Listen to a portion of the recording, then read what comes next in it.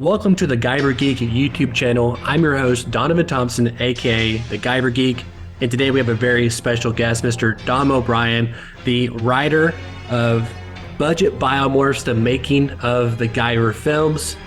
How does it feel to see your book out in the wild, Dom, first of all?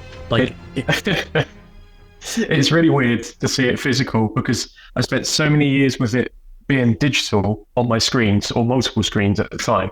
But it's very strange to see someone actually holding a copy of it.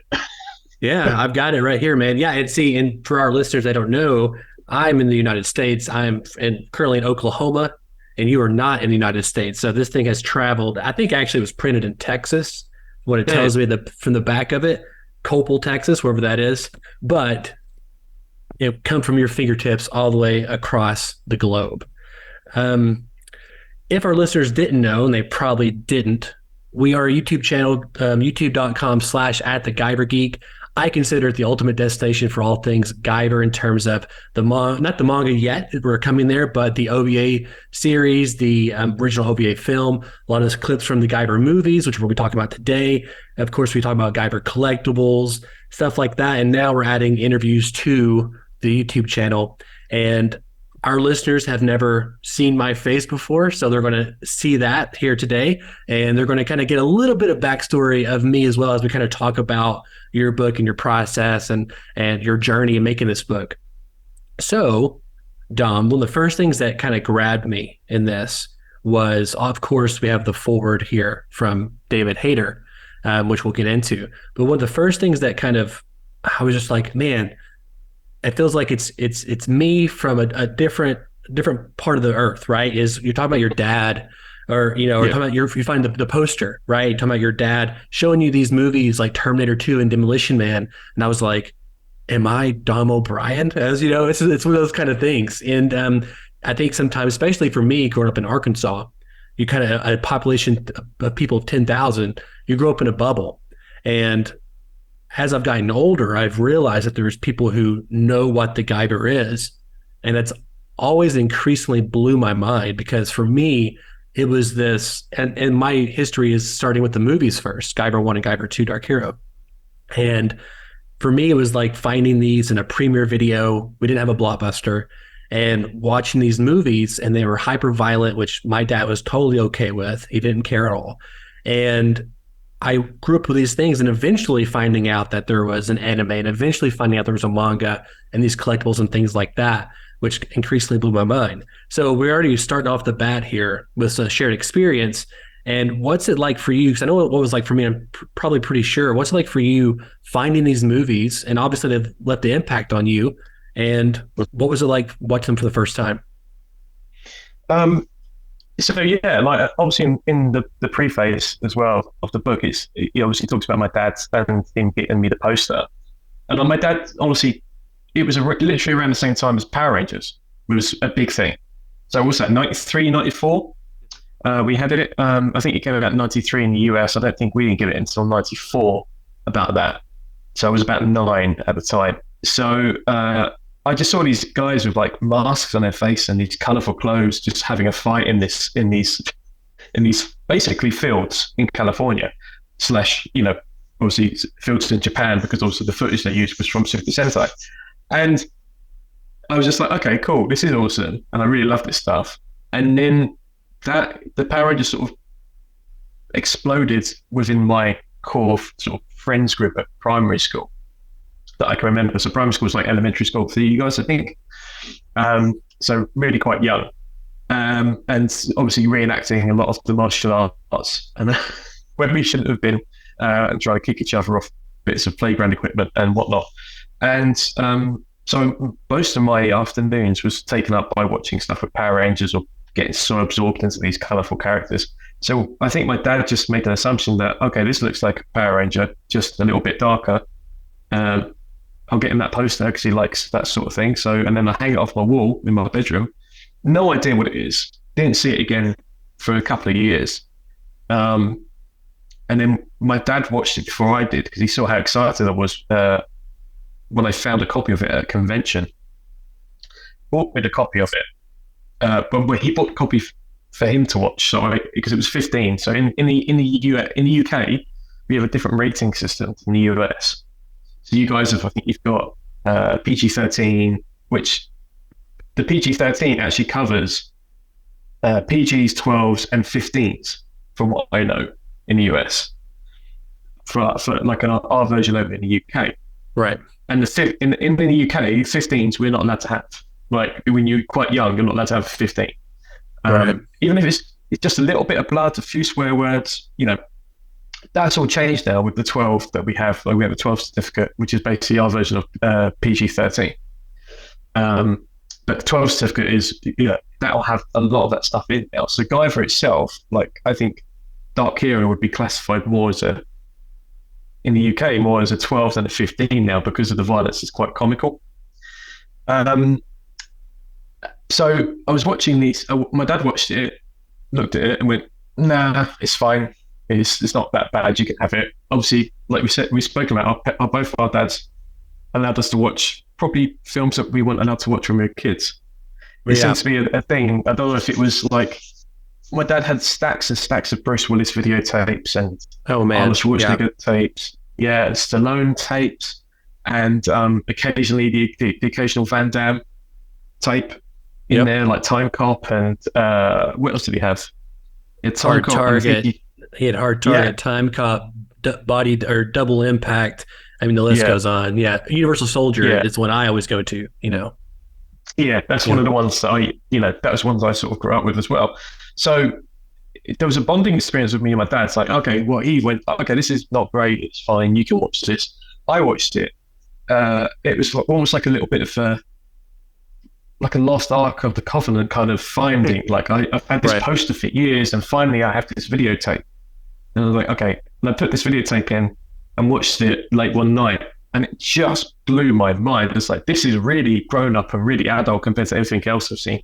I don't know whether it's because it was a low budget film, because it just seemed a little bit darker, because the martial arts was just off the scale, crazy compared to the stuff I've seen on Power Rangers. And because like the opening sequence, there was a guy with his throat getting slit. And I was like, what am I watching?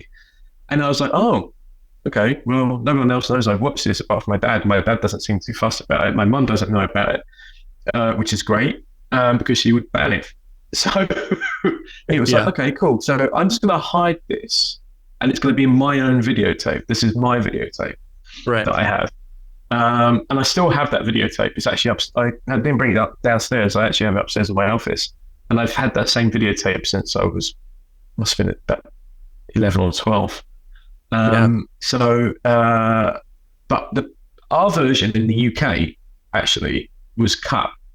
So we have quite a bad history with censorship in the UK. But for some reason, the distributors for Dark Hero decided to cut out 20 minutes of footage from UK version. So our version was about 101 minutes as opposed to 120. Well, it would have been 122, but 127 for you guys because of the different frame rates. Yeah, because you guys have different frame rates to us.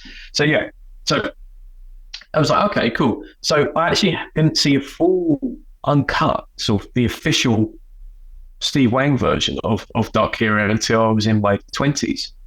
Wow. So the whole of my like growing up period of time from my love of Guyver started with a cut version of Dark Hero, but I absolutely adored it. Yeah. So when I watched the official version, which you guys always had, and we got it released over here, and I think it was ended up being called like the special extended edition, which is like just marketing at its finest, marketing at its finest. Yeah, one of the ongoing things with a lot of the Guyver films. Yep, it is. And I was like, okay, great. So I watched that, and then that blew my mind because I was watching footage I'd never seen before. I was like, oh wow, this is awesome. So I'm watching this again, pretty much it feels like for the first time, and it's like it just renews my passion in it completely. Like I thought growing up, it's like this is just a kid's thing. I should grow up and let it go. And then I went to university, and people were like, yeah, we sort of know what it is, and it's fine. And then I just kind of none of my like friends group from that really knew what it was. I had one friend who knew what a lot of the manga and the anime was like, and in between watching the films, I'd watch some of the anime. So the original 12-part OVA series from the 1980s through to the early 1990s. We had that in the UK on Manga Video, which is they would release each episode, which was only about, let's be honest, about 20 minutes each, and they would be bookended by data files at the end of each episode. And so you'd pay in quite a bit for one video that was only 25 minutes. Yep. We have all there are 12 datas. We have all those on the channel, and we have also every single data file at the end of them on the channel as well. And no, I very similar experience, but go on though. So yeah, you had those 12 data files, VHSs. Yes. Yeah. So that then sort of made me love anime a little bit more. So then I got into anime a bit more during that period of time. But yeah, no, I'd always had a love affair with Guyver, and it was a damn poster that started it all, really. Yeah. Well, hey, that's awesome. And just a real quick recap of also why I created the channel was a few months back. My best friend is Matt Mitchell, and he has no idea that this channel exists. But Matt Mitchell's my best friend, and he and I both grew up with Guyver. So he was born in 91. I was born in 92. So there's not a time period for either one of us where Guyver is not in our memories. Like, we grew up with it, just like Power Rangers, right? And we're both huge Power Ranger fans. He's a huge Kamen Rider fan. My brother's a huge Ultraman fan. All the tokusatsu stuff, we're into it. So I was like, man, Guyver 2 hasn't had a Blu-ray release in a long time, and I know I can get the file. I know I can do what I can without the original negative. Just, I'm a filmmaker, editor, have been for about 10 years now. And I was like, what can I do just to give a copy on Blu-ray to Matt for Christmas this year? And from there, I started playing with it. I started like, well, what if I added widescreen crop bars, which can be heresy to some people.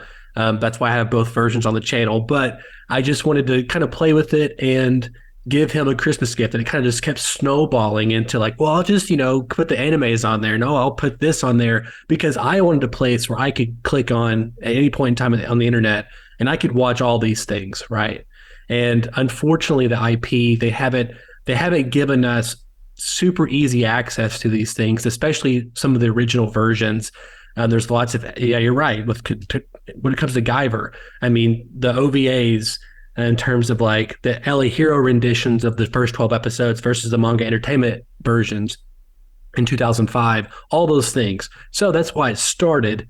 But, and now we're here today talking to you, and it was kind of a perfect storm of, I've been following you for about a year and a half or so on Twitter, and I haven't interacted or anything like that, but I've been waiting for this book to come out. And then I started the YouTube channel.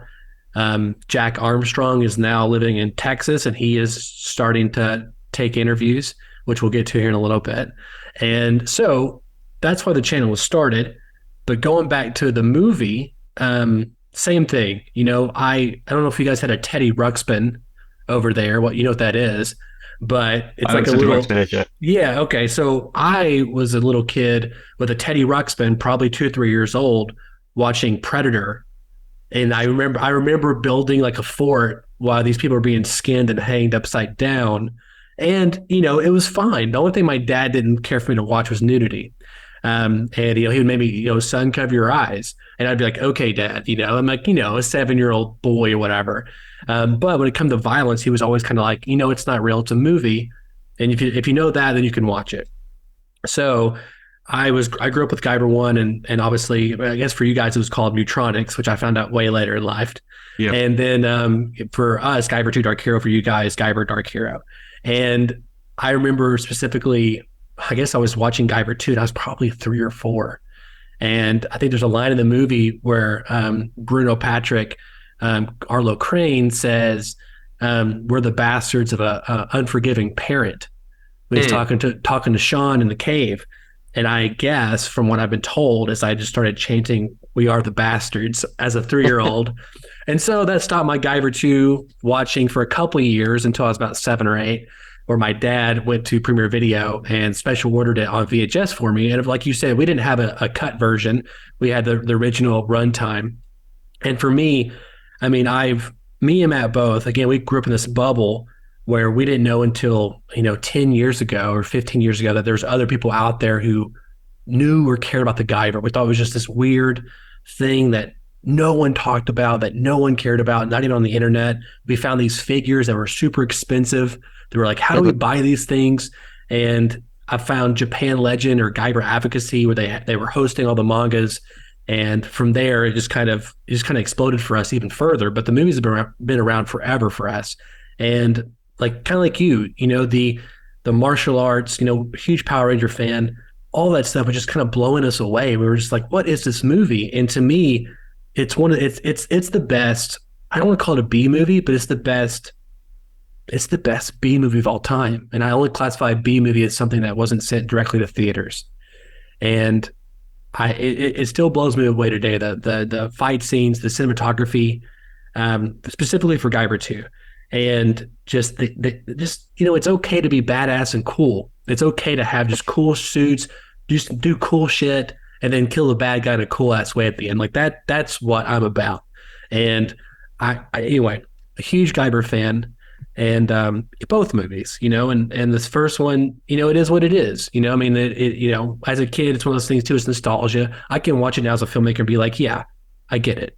The acting, the story, all these things. But when you're 2 or 3 or 4, that's the best thing in the world, and again, it cares a lot for you. So now you know my Guyver history and why the channel was created, and so do our listeners. But let's get back to your book here. So how did you you've interviewed a lot of people. It's a 400-page book here. I think you've interviewed over 40 people, correct, for this book? Yeah, specifically, I think it's about 42. 42. And you've got some, obviously, the big heavy hitters here. You have David Hayter, Steve Wang. You have, is it Koji Sakamoto? Leader of Alpha. Tried to get Koji, but I couldn't get Koichi. So what I did, I got Yuji. Yuji, okay. Akio Kanoguchi, which is Yuji. But the list runs long. You have Kathy Christopherson, all these people. So how did you, this movie's 30 years old now, or almost 30 years old. Will be next year, I guess. What's the process of reaching out to these people and be like, hey, I'm writing a book about these movies. Would you like to talk about it? Like, how do you do that? It's weird. It's a weird process. It's again, much like you starting your channel, it's a snowball effect, right? So I started, originally the book started as a retrospective article that I was going to pitch to a couple of editors. I was like, okay, well, I want to do an anniversary article for the first Guyver film, because when I was starting to write this, it was just before, it was the end of 2020. So sort of tail end of COVID as well. The first part of the tail end of COVID. God, it was like years ago now. And I was like, okay, well, I want to do a retrospective article on the first Guyver film, because I've previously written about Dark Hero years and years ago, but I wanted to write about the first Guyver film. I was like, okay, I'll do this retrospective article. And then I reached out on Twitter and I said, does anybody know any contacts, or does anybody know I can get hold of someone? And I already knew how to get hold of Steve. And I was like, okay, I'll try and get hold of him at some point, but he's not a massive fan of the first film, so I probably won't yet. I'll see how it goes. And then someone messaged me, and I thought it was a hoax, like a prank tweet.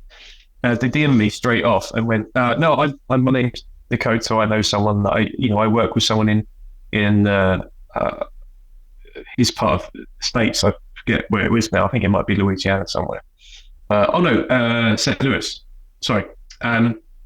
So he works there, and he goes, I know a filmmaker that worked on those films as a crew member. And I went, oh, okay, that's cool. Well, I'd love to talk to him. He goes, yeah, it's fine. I'll pass your details across and you can chat to him. And the guy I spoke to was called Wyatt Weed, and he ended up being quite a significant part of both of those films. So I said, I'm doing this article, and, I want to try and get a couple of interviews just to pepper into it and, and see what I can do. And he went, yeah, it's fine. I'll interview you. I went to sit and do an interview. Sat with him, did it on Zoom. And then we spoke for about 4 hours in total. I was like, okay, cool. And he goes, yeah, if you need any more information, just give me a shout. And I went, great, brilliant. And then I sat down a bit exhausted, but also a bit kind of super excited. So, wow, this is awesome. I went downstairs and said to my wife, I got all this amazing information. And she goes, well, just write a book. Because prior to that, I'd written or started writing other books, film non-fiction film books. I tried to do one on the set of, it was called Return of the Sequel, and I'd been writing it for about 5 years. It was about unloved or underappreciated or often hated sequels. And actually the reason why I loved them, and I was going to talk about each film, and then after that essay piece, it would be an interview with someone from that film, and then it would just kind of create this amazing kind of catalogue. And it never really sort of took off after 5 years. And as I was writing it, after that period of time, I've noticed that a lot of people were already talking about sequels again, and I feel like it was going to miss its opportunity to be relevant. I didn't want to waste my time anymore, so I just sort of put that in the back burner, and I got quite despondent over the fact that I couldn't get anything written on that again. But I sort of repurposed a lot of it for my own website, which is great. So none of it really went to waste. But yeah, so I was like, okay, so I don't really have a project at the moment. My wife suggests, you got all this information, why don't you just do a book, see if you can interview anybody else. So okay, so I spoke to Wyatt again and said, I'm probably going to make this into a book. And they went, cool. And he goes, well, I can put you in contact with X, Y, and Z. We'd love to talk about it if it's a book. I went, great, brilliant. Got a couple more contacts. I went, okay, cool. Did a couple of more interviews over the course of a month and a half. I went, okay, I've got some more stuff. And then it became like a drug. And I was like, okay, who else can I get? What else can I do? I was like, and then I just started hunting. I literally just went to every crevice and corner of the internet I could find information on. And I just started hunting and just pinging out emails and just going, look, I'm writing this book. I've interviewed these people before.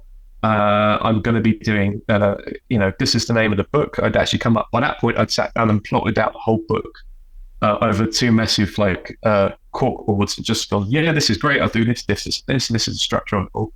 I go, I know exactly who I need to interview, who I need to get hold of, the structure of what the book was going to be, and so the start, middle, and end. So it's going to have a complete narrative. Because even if it's a non-fiction book, it still has to have a narrative. There needs to be a story. You're a filmmaker, you'd understand that as well. It's the same with documentaries. You have to have a through line. Otherwise, if you don't have that through line, it's not an interesting experience for anybody to read it. It's just facts. Right. But you want a story. So narrative is always key and always first and foremost. So I had the idea, and then I spent about a year trying to get hold of people like Brian Usner, Screaming Mad George, which was it took a long time, but I finally got them. So I just persevered. And then again, things just started snowballing. People started talking about me with other people.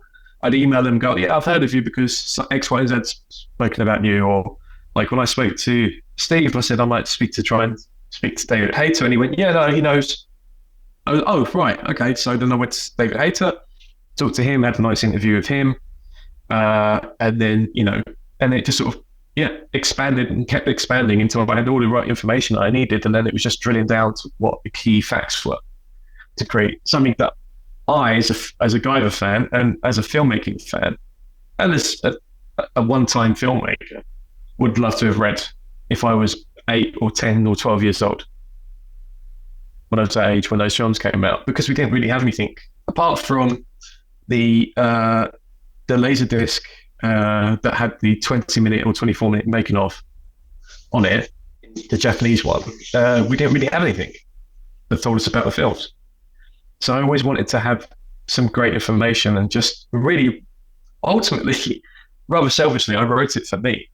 Right, yeah. At the end of the day, yeah. So I wrote it for who I like. I wrote it because I wanted to read it. I wrote it because I wanted to speak to these people and get their stories because I thought it was fascinating. And then I found the structure that I needed, which is these are low-budget films. They persevered. They worked their backsides off to get the film out that they wanted and envisioned, despite the fact that they didn't have any money and they just didn't have much in the way of resources, and they did the best they could. And I love that story because a low budget film fan through and through. Yeah. Despite growing up with a lot of action films. Yeah, And a no, lot of low budget films.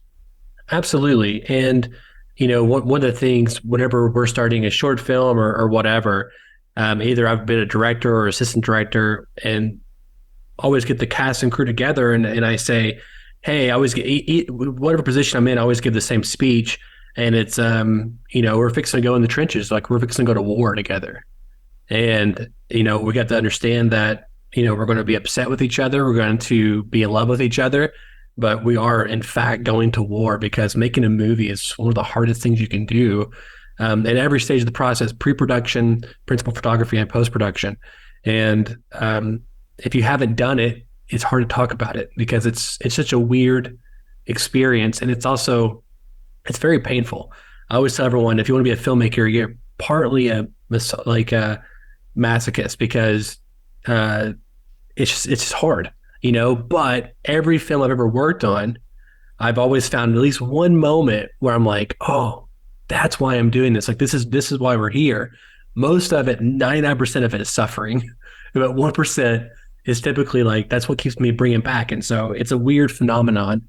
But you're absolutely right. I think by the end of the book, when we have Steve talking with his afterword, he's talking about, it's a message to other independent filmmakers, right? It's a message to people who want to do this. It's not a warning, but it's a cautionary, like, hey, just in case, understand this is not easy to do, but if you have something to say, if you have something you're passionate about, then do it.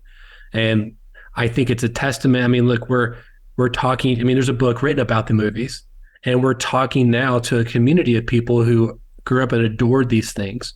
And so I think it's absolutely, did they become James Cameron or did these movies become huge blockbusters?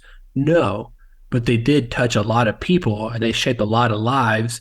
And I think what's cool about it too is that hopefully someone will get some of these people, these players making these movies will get this book and they'll read it. And maybe they'll see this interview. Maybe they'll kind of see people comment about it and they'll know like, hey, those nights where I didn't sleep at all, maybe I slept an hour on the floor. Those nights where we were, I thought the story about Les Claypool III, scoring the second half or getting the second half of the score, why the movie's in playing at the convention. I was like, it sounds crazy, but it's like, I'm like, yeah, that's how it works. It's pretty wild stuff. So I think you're right. It's a story about independent filmmaking. It's a story about, I mean, obviously the book was made for me because I was in there reading this. I'm like, I've never seen anything about the making of these movies before. And I've been obsessed with the IP, obsessed with the character for as long as I can remember.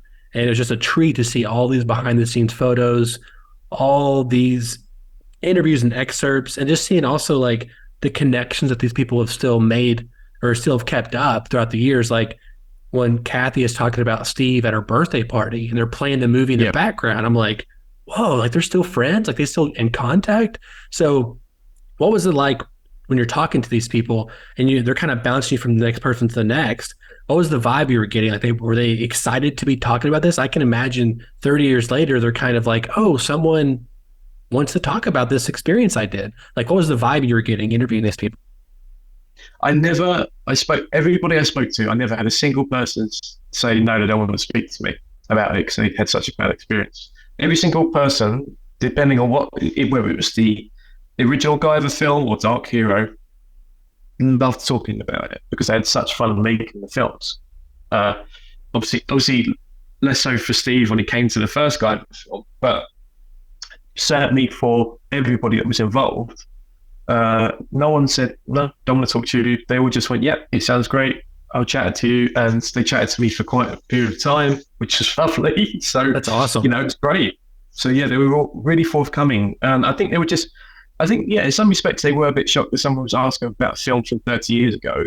It's like, okay, that's strange, but I do remember working on it. I did remember enjoying making it, even if it was a low budget film. But yeah, David has such fond memories of it because when he worked on Dark Hero, because it was his first sort of major gig, really. It was his first starring role in physical form. So, he has such fond memories of that film. And obviously he met his wife on that film. A lot of people met their partners on that film, particularly Dark Hero, and a lot of people got their start from the first Guyver film, or they got the start from Dark Hero, and moved on to greater things since. So it's a story about friends, it's a story about family, and it's a story about perseverance in a low budget filmmaking sphere. I couldn't say that. No, you're good. No, I think you hit that nail on the head here throughout the whole process. And again, I read it. I got it. We were messaging on Instagram or something, and I got a knock on my door, and the book was being delivered to me, and I was like, oh, here we go. This is like perfect timing. And I read it in 2 days, and I blew through it, and I couldn't put it down just because, again, I'm just obsessed with filmmaking, with the IP and all these things. So it's just an absolute treat. And this copy here is going to Mr. Matt Mitchell. He doesn't know it yet. And again, he doesn't know the channel exists, but this is going to him.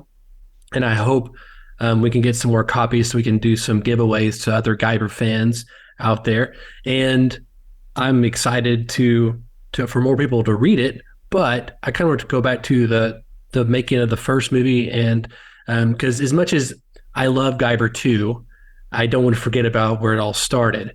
So what's the thing that kind of surprised you the most about making up the first Guyver film, which again for you guys was just Mootronics, or was it called The Mootronics? I think it was. So in the UK, we had it called Mootronics of the movie. That's it. Okay. We thought we knew exactly what the Mootronics was, right? But it was obviously just sort of riding on the coattails a little bit of Teenage Mutant Ninja Turtles, the movie, sure, I guess. And back in the 90s, everybody loved putting the movie at the end of something. Right. Any kind of kids film from that period of time.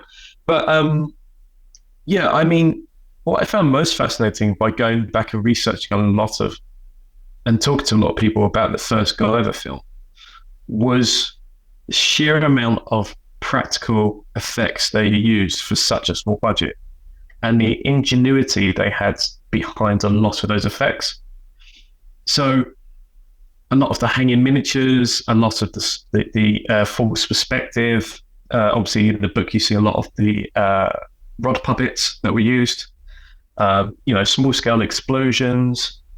The reusing of certain assets from previous films as well. Like Sean's head from the transformation, when he first has the Guyver first go into it and transform him when he's having a fight with the bullies, is that head was originally used for a film called The Curse 2. Curse 2, The Bite, if you want to get technical, I think from 1989. And Screaming Mad George actually created that cast of that head, which had a snake. Sort of, the idea was that the jaw was supposed to descend a little bit, so a snake or a python could slither out of it, the character. And so what they did was they just reused that, and I think they cut the wig a little bit different and dyed the wig a little bit different. And then I think Ted Smith ended up using a lot of repurposing it for that sequence, which I think is great. So it's just, again, like the old Corman films, it's about taking the stuff that they've used previously and reusing it for a completely different film. I love that idea. It's like repurposing what you already have to save on money and cost, but no one's going to notice unless you're really evil-eyed like myself. Yeah. Who spotted it. No, yeah, there's a great photo in there about the prosthetic head that was used, and I had to, there were so many times like that one where I was stopping to read, and then I would turn on the clip or whatever, and I would watch it, and so I could find the special effect, or I could find the forced perspective, or the dangling, like how they had things distended from, forced perspective for people who don't know. They have different layers of depth. Sometimes things will be really close to the camera to make it look like it's a part of the scenery. Sometimes things will be farther back. But there was example, I think it's when they're describing the origins of the zoonoids, right? When is it Balkus in the first movie? Balkus is describing it, and that's forced perspective, right? Those tubes are hanging down. It looks like they're in a room, And like, and you're right, it's incredible. It's absolutely the resources they had, what they could provide. I think a great example is you look at a movie like The Thing, John Carpenter's The Thing, right? The second incarnation of that story, and then you have the I think it was like 2011, maybe 2010 version of The Thing, and you can just see the practical effects versus the CGI effects. And there has been a somewhat renaissance in the last 5-6 years, kind of, where people are appreciating practical effects more, and they're trying to incorporate that. I think we had that a little bit with with Star Wars: The Force Awakens. We've kind of reverted back a little bit to just these massive CGI slugfest, but you can't deny the craftsmanship and the detail and just how much better it looks when you have something real and tangible. And also the actors can act across something right there in front of them. I mean, even just thinking about Mark Hamill and his transformation into his final Zoanoid character, that stuff is brutal, and that stuff, it looks real. I mean, because it is real. I mean, it's something actually there. So you're 100% right. The practical effects are astounding in those movies. Yeah. What I love about that transformation as well for Mark Hamill is that if you are a keen filmmaker or enjoy filmmaking just in general, you can see where they've conveniently placed the Guyver in between the shot to stop you seeing the connection between the prosthetic limb bending up and Mark Hamill acting on that bit, because he's obviously a bit of false perspective scenery. And I love that. It's like, someone go, oh, that's really cheap looking, or it's really campy. And they went, yeah, it is. But at the same time, it's also really endearing because someone has actively thought about that and gone, we can fix it this way if we just do this, this, and this. And that's a really cool shot. And that's what they care about. Whereas with CGI, not to downplay CGI artists, because they work incredibly hard for what I believe is very minimal money. Mm-hmm. Right. But the creation of the stuff they do, unless it is something like Avatar or anything like that, does sort of take you out of the experience a little bit more.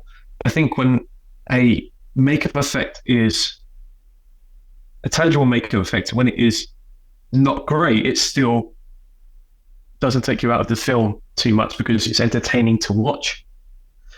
CGI, when it's not very good CGI, it takes you out of the film and you just don't get invested with the sequence or the shot or whatever's happening, because it's just, it's like in the computer and it's like, whatever. Yeah. Don't pay attention to it. Yeah, no, I think you're right on the money there. Part of it's got layers. Part of it is it's entertaining to watch, like you said, but you use the word endearing because we know when you're looking at the transformation of Mark Hamill or when Jack Armstrong turns into the Guyver, we know it's practical effects, right? Our brain tells us something that's not made in the computer, and we definitely know because we know when the movie come out. And so there's a meta level there of us appreciating the art, appreciating what the filmmakers are doing. And another thing too about independent filmmaking that, and again, you're right, we don't want to downplay the CGI artist. It seems like they're making some recent strides in unionizing, and hopefully we can kind of fix that balance of power there a little bit in terms of wage and working hours and those sort of things. But it takes away some of puts you in a corner situation, right? So you're making a movie and sometimes you don't have any room to move the camera farther back. And so you have to get creative. Like, how do we still tell the story, but with the resources we have? And when you do that, you kind of, for me, I think you unlock a part of your brain that gets more creative because you're thinking outside the box versus, oh, we'll just shoot against a green screen and then we'll, his leg isn't in the right place. We'll literally just recreate his leg and move it however we want to later in post. And when you do that, it kind of puts you, too much freedom kind of almost weakens the sauce a little bit. I think it's Alfred Hitchcock. He always talked about, he would only shoot so many shots when he was making his movies. And some of the studio execs wanted him to shoot a little bit more coverage, meaning they wanted more angles, more footage to play with in the edit. But he only did specific shots because he knew what the edit was already going to be.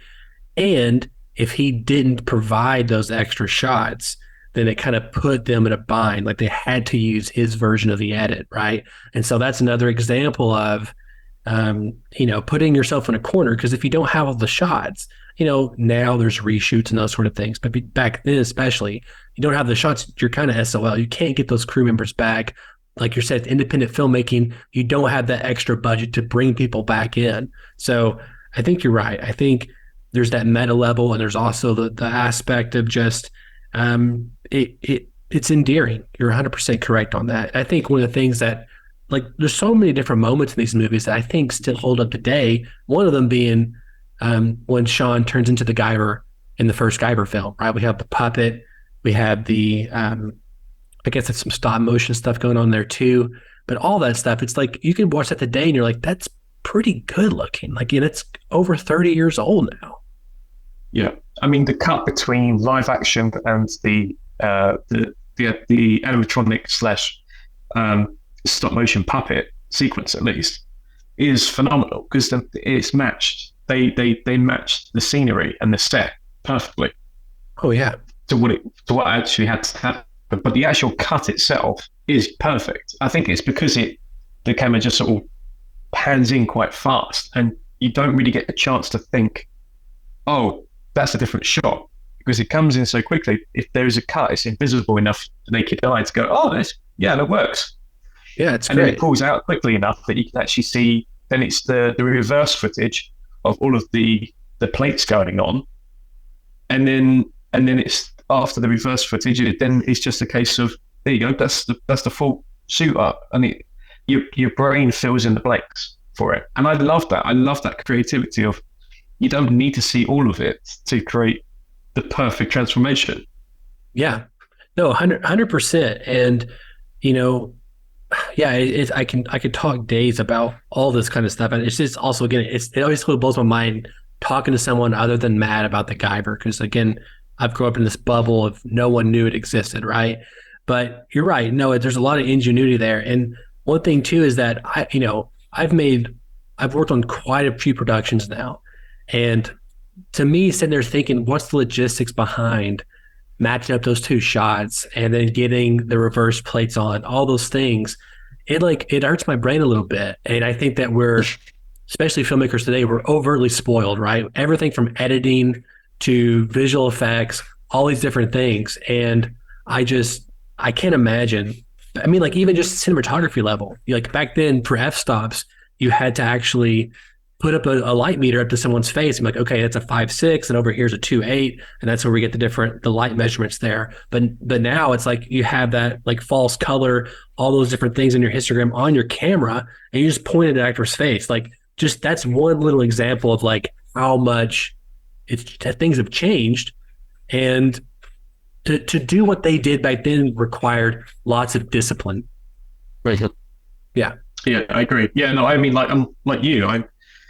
I used to make short films when I was a kid, and then I went on to study film at university, and I was making my own short films there as well. And I haven't made any since, really, because I got so despondent with it all. But the creative process was still there. I had to, how would I get this? How would I get a dolly shot, or how would I get a tracking shot going if I don't have any track? What do I do? So I had a skateboard with a wonky wheel. So someone would push me on the skateboard, and then I would have to counteract the lean off from the skateboard. So if it was going sideways, I'd have to keep the camera in that position at all times to make sure I didn't lose focus. And that's incredibly, you have to think ahead to go, I need to do that to counteract that point, but to make sure I've got the shot I need. Right. And these aren't groundbreaking films. It's just films you're making with your friends, but you're still thinking about all of that process. Or, I didn't have a Steadicam rig. So what did I end up doing was I ended up getting my old camera tripods, like that you use for a stills camera. And I put my old DV camera on top of it, and it was weighted down, essentially. And I put the tripod into, I don't know why I did this, put the tripod just above just below my stomach, where my my belt would be for my jeans. And then I put the camera belt from my camera bag around me and hooked it through the closed tripod and hooked it on. And then I held onto the tripod arm that was used for moving the neck of the tripod. And I used that and positioned it as best I could to make sure I had the right angle. So when I did a Steadicam shot, I could run with it and move that way at the cost of my own stomach, but I still managed to get a tracking shot I want. That's wild you said that, because I've done sans the belt. I've done the exact same thing, right? I personally, I hate the arm on those fluid heads. To me, I have more control grabbing the bowl of the tripod. But I've done the same thing. I've had a tripod leg in my stomach because for some reason, like having those 3 anchor points of all 3 legs, it gives you that kind of stability. So I've done the exact same thing. But yeah, not a skateboard. I've used wheelchairs. You know, I mean, like I've made PVC pipe, like frugal filmmaking for some like shoulder mounts, those kind of things where you're just getting PVC pipes, drilling holes and doing screws and making some makeshift, like some type of mount like that. So I used to teach at a University of Central Arkansas for film for a couple of years, for intro to film. It's where I got my master's. And so I also worked in the equipment room for both the broadcast journalism and the film department. So I was in the film equipment room, every day.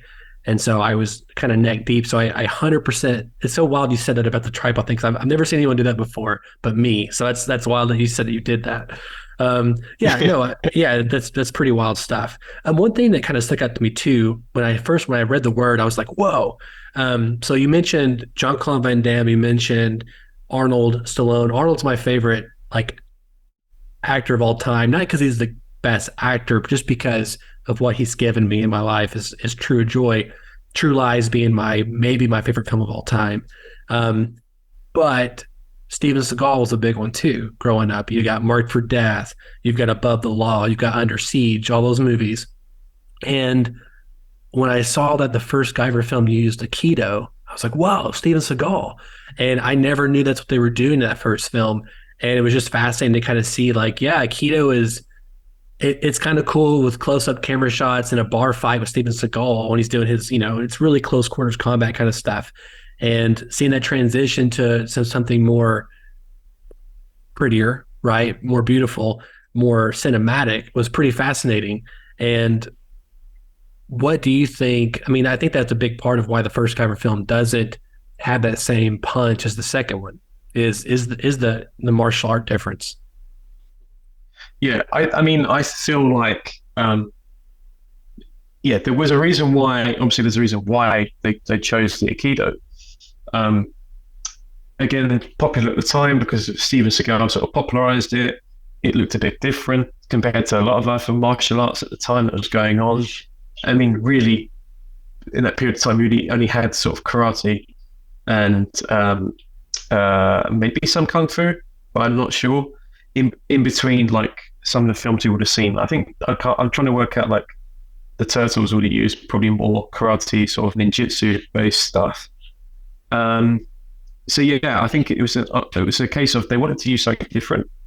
I could see why they wanted to use something different, but again, when you transpose a very real and very practical martial arts into a fantastical setting or a fantastical film, with creatures and monsters and all of that stuff, it kind of loses its impact a bit when it's just a guy in a bar smashing up some other guy in a bar over a bar top, Right. It's different. It's two monsters and wrist locks don't kind of work as well. But It feels like with monsters and wrist locks, with monsters it should be more kind of really powerful punches and really high kicks and really accentuating the movement of the characters. As opposed to doing very deliberate movement. I suppose this is me just trying to be apologetic for it as well, in some respects, because I feel like actually when you watch the beginning of the fights in the first guy, and he's using Aikido, it's probably him just with this new powers trying to understand how to use the suit maybe a bit more. And he's just trying to elevate what he really knows how to use. And then by the end of the film, he's using more of his wrist, so he's using more of his arm blades. He's using more gymnastics. He's getting a bit more physical. And I feel like that's his evolution of his character, but that's probably me reading too much into the actual, like the martial arts that was used, you know? Right. No, I think that's a great not excuse, but explanation for it.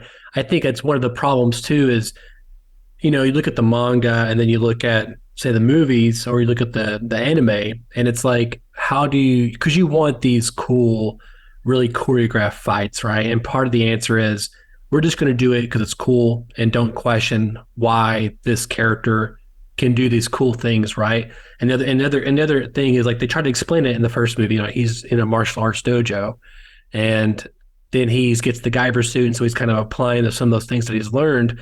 And so that's kind of, you know, I think all the time about making a Guyver movie in terms of, like, how would you do it now? How would you approach that kind of particular thing? And how do you explain it in a realistic way, but not too realistic? And so that's one of the things too, is like, how does this character become this badass fighter, right? Is it one of those things where not plugs into the internet, but does he watch someone fight? Does he a fighter beforehand? You know, does that kind of diminish, like, the abilities the suit gives him? You know, I think there's all those kind of questions that I write on my head, and that's what they come up with, you know, was that he was already a martial arts student beforehand. But I do kind of talk about some of the stuff in Guyver too. Man, first of all, I don't want people to think I don't like Guyver 1. I love that movie. I've seen it so many times, and I appreciate it. And I mean, I watch scenes from it all the time, and I can't imagine my life without that movie. But it's hard not to say Guyver 2 is the superior sequel, and just on a multitude of reasons, with a third or a fourth of the budget. And just talking about the fights alone, they're all so diverse, right? I think one of the things that I can't remember who was talking about it, part of the Alpha team, but maybe it was you saying this, but like, I just hadn't really thought about, but every fight is a different location, right? We have the fight in the forest when Sean transformed. Well, the first fight obviously is in the steel warehouse, wherever they're at. Second fight with the Zoanoid is in the forest. Third fight, I believe, is in the water. And then fourth and final fight is, you know, in the cave at the end. And so all these things, they have different elements, right? We have different locations, and that's awesome. So what was some of the things you kind of gathered from the Alpha stunt team of why they chose to do those different locations like that? Because that makes it insanely hard to do once you're deciding to shoot in water, deciding to shoot in the forest, deciding to shoot here and there. They could have chose a more bland setting and had more control. It's kind of hard to shoot anything in the water, first of all. I think they were inspired by both Hong Kong filmmaking and Japanese tokusatsu. So a lot of the Kamen Rider, a lot of the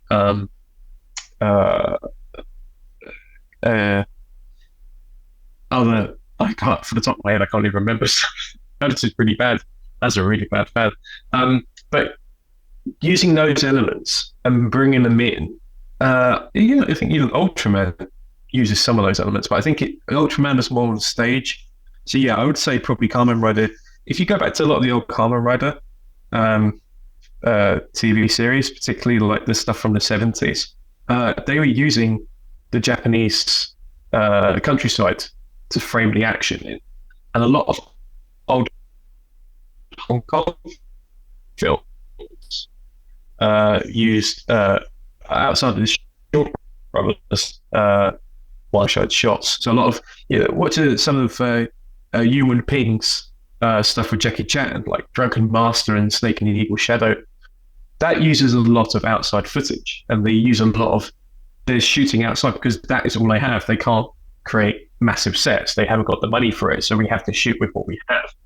So yeah, I think the idea was we have this set, we have to work to our advantage, or we have this location, which is outside. Let's work to our advantage and see what we can do. So they can rig up the wires where they need to as quickly as possible, and then they can get out a pretty quick action sequence.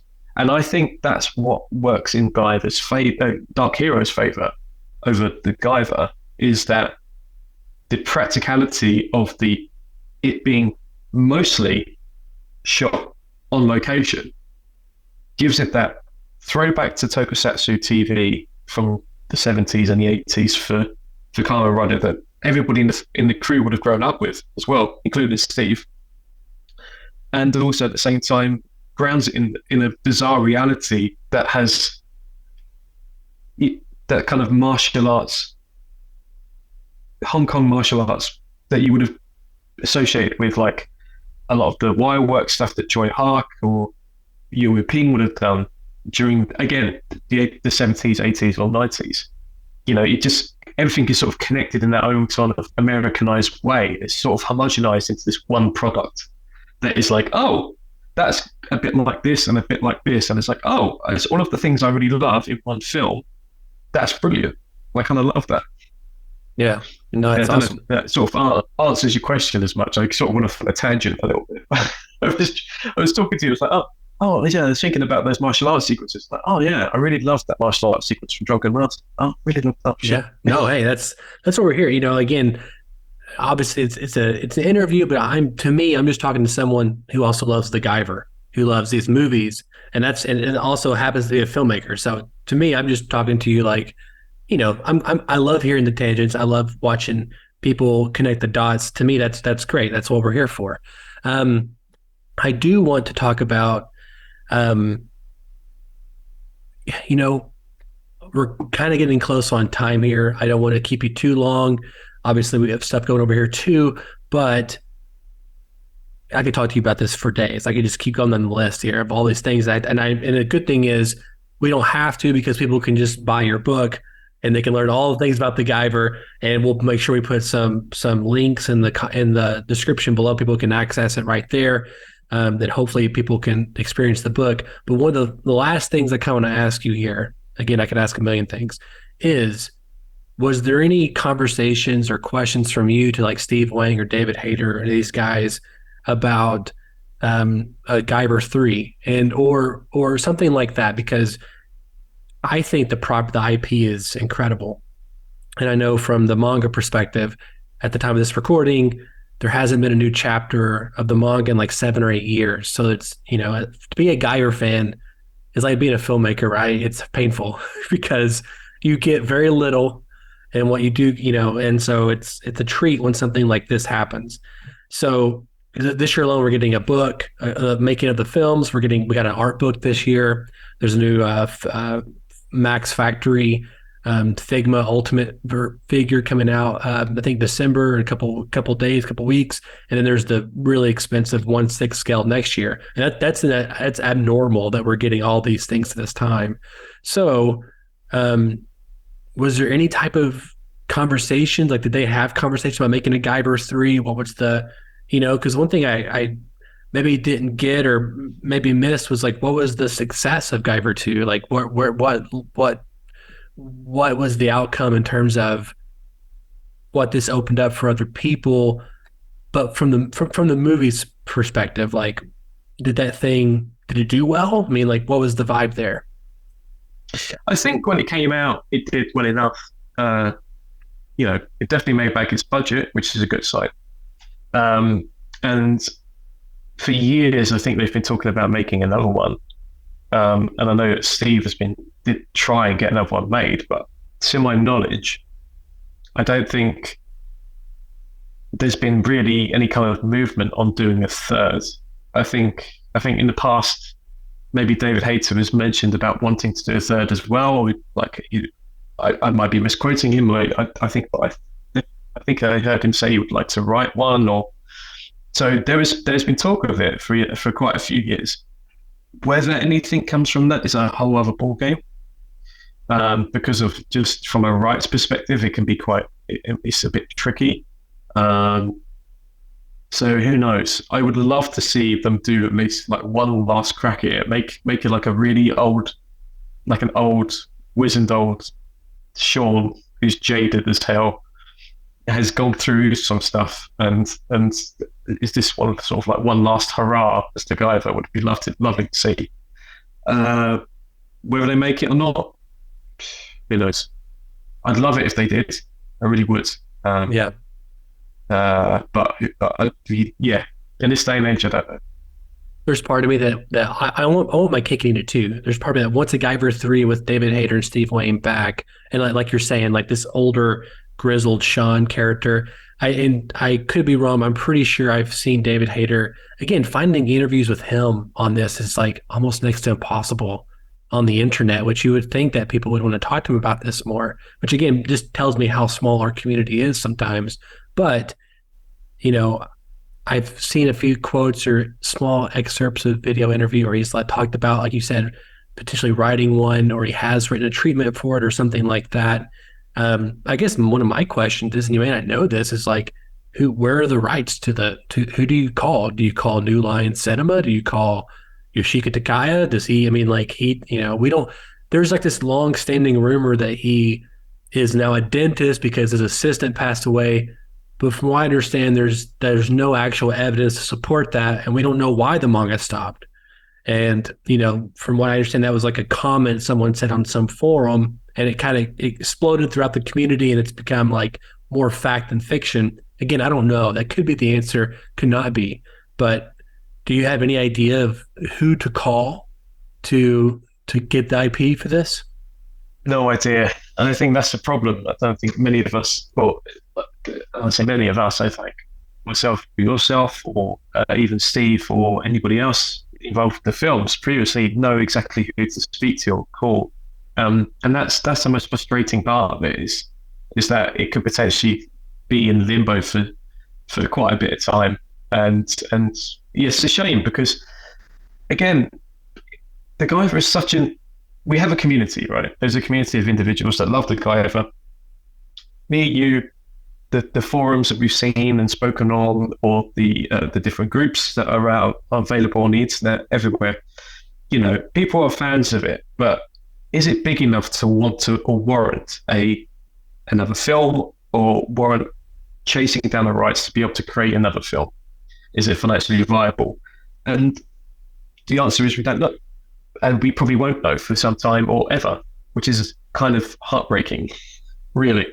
Yeah, I think it's a loaded question for me, and everything else. All my questions have been kind of loaded during this interview. But again, I want to eat my cake and eat it too. I would love to see that version of Guyver 3 just because why not? Give me Guyver 3, 4, 5, and 6 with that team. But then there's the other part of me that equally or maybe more so wants to see a reboot, remake, whatever you want to say, of the IP, but done closer to the manga. We do, as much as I would like to stay true to practical effects, I think that will only get you so far in terms of adapting the source material.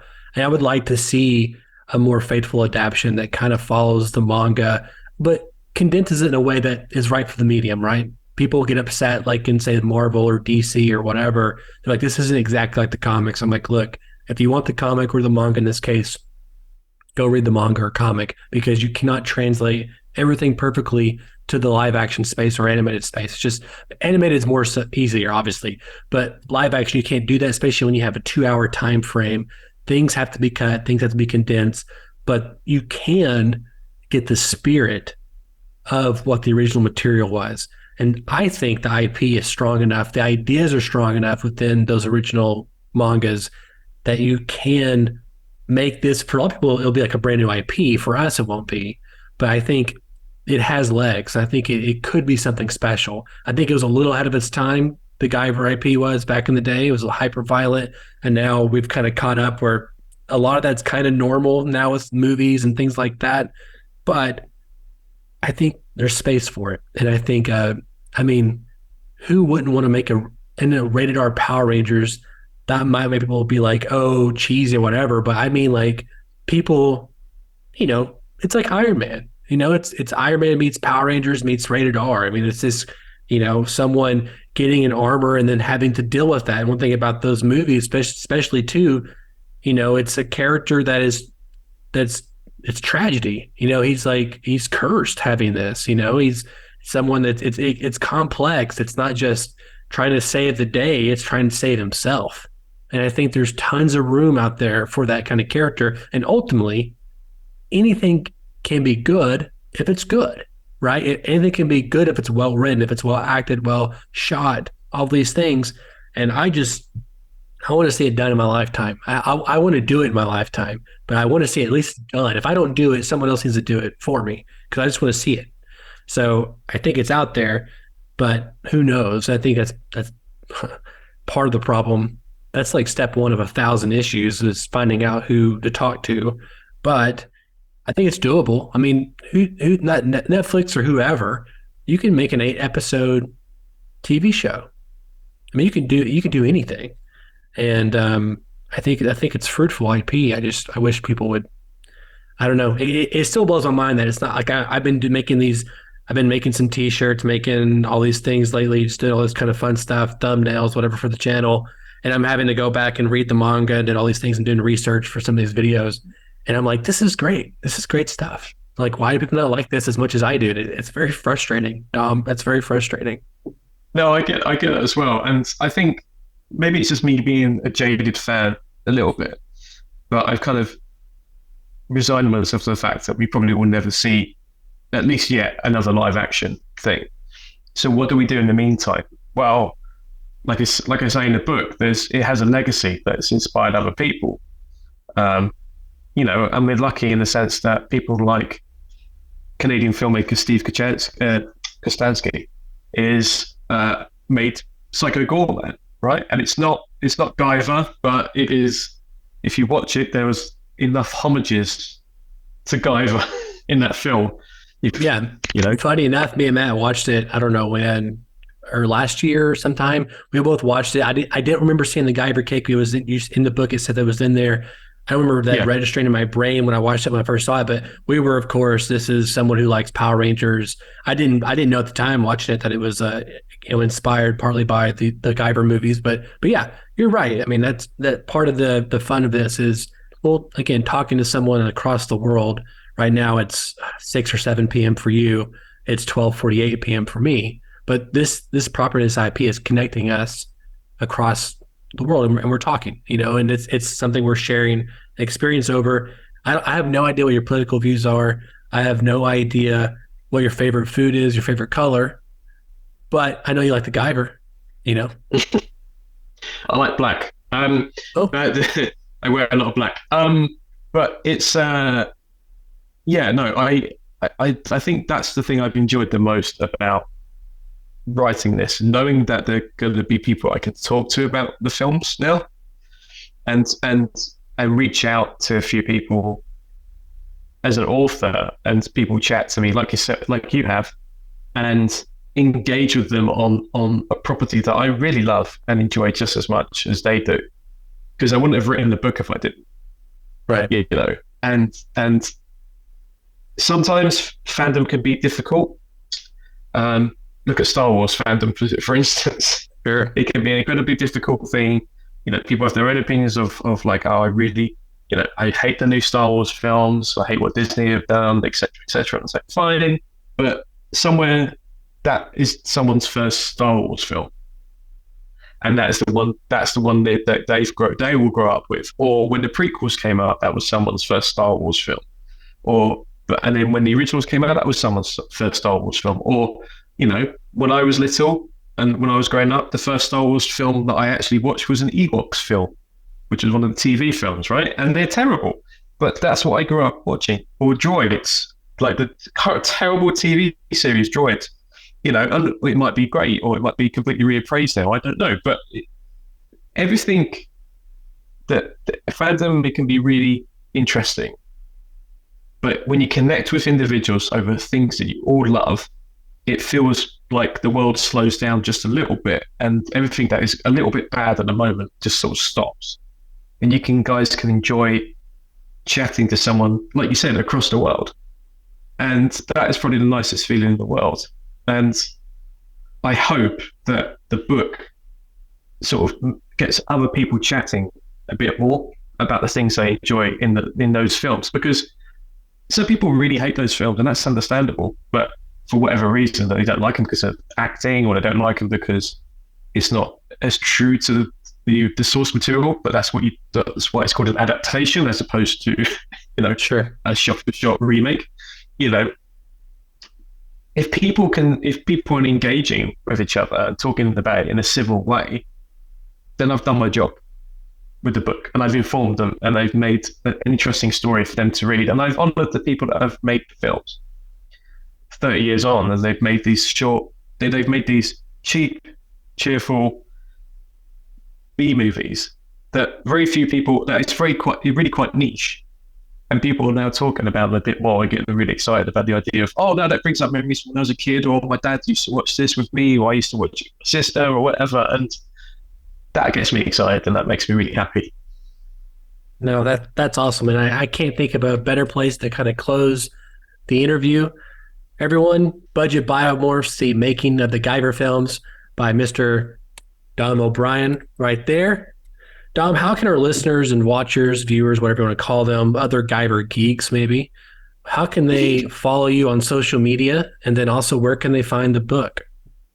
So they can follow me on social media. I'm on most social media platforms under that Dom O'Brien. One word. It's all one word. And if you would like to get the book, you can get it directly from Bear Media, which is my publisher. And it's available in hardback and softback, and also on Kindle now, which is great. So you can get it on Amazon Kindle if you prefer to read digitally. And if you can't do any of that, you can also get it at Barnes & Noble in the US. I found that recently, and also on Amazon. That's awesome. And I'll make sure to put links for your socials as well as the links for Bear Media. People can buy the books. Again, if you're a Guyver fan, if you're a fan of independent filmmaking, it's a great read. But if you're an independent filmmaking and a Guyver fan, it's like Christmas. I mean, this copy will be going to Mr. Matt Mitchell, and I can't wait to have him open this and be like, look, here's the book I told you about a year ago. And then also there's a YouTube channel that I made for you, Matt, that you don't know about. And I talked to the author of the book. And I'm super excited for all that for myself. And I'm excited for all your readers to experience what I have now. And I can't thank you enough for being on the channel, on the YouTube channel. And for your listeners out there, we are youtube.com/@theguyvergeek. And we're going to have more interviews like this. And I can kind of announce right now, our next guest will be Bruno Patrick, who was Crane from Guyver 2 Dark Hero. So he'll be on relatively shortly. And we're working on a few other surprise guests as well to talk about these movies and the Guyver IP. So, Dom, thank you so much, man. I can't thank you enough to spend your time talking to me. And it's been a treat, and hopefully I can get you on again. I know we're going to stay in touch, talk about filmmaking and all these other things. Oh, last question. Because of you, I watched Hokkaido because of your Twitter. And I bought it for Matt for his birthday, actually.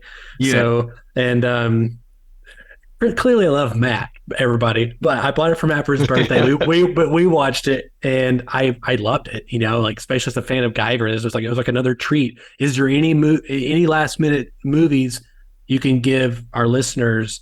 Like, hey, if you like the Guyver, go check out these other films.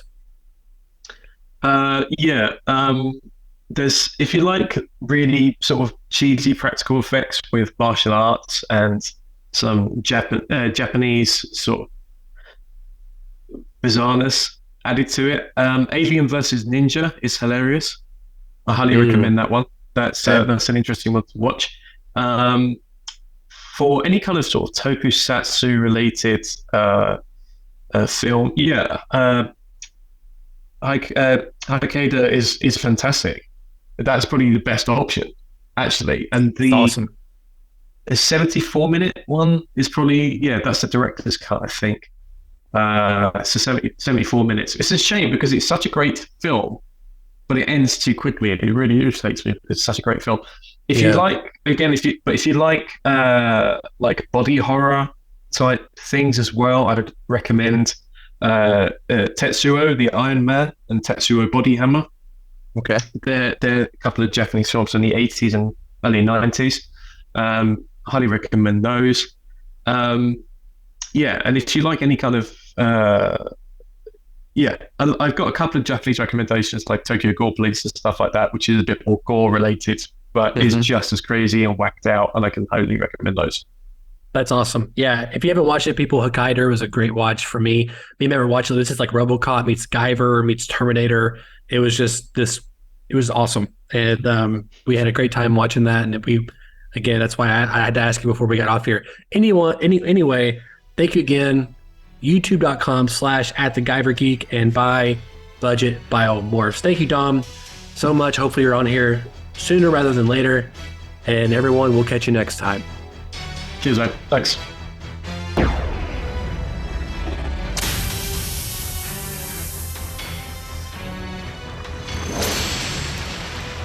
For more content like this, head over to youtube.com/@theguyvergeek for 4K remasters, retrospectives, behind the scenes, and more as we catalog the Guyver universe. Thank you so much for watching. Make sure to subscribe, and we'll see you next time.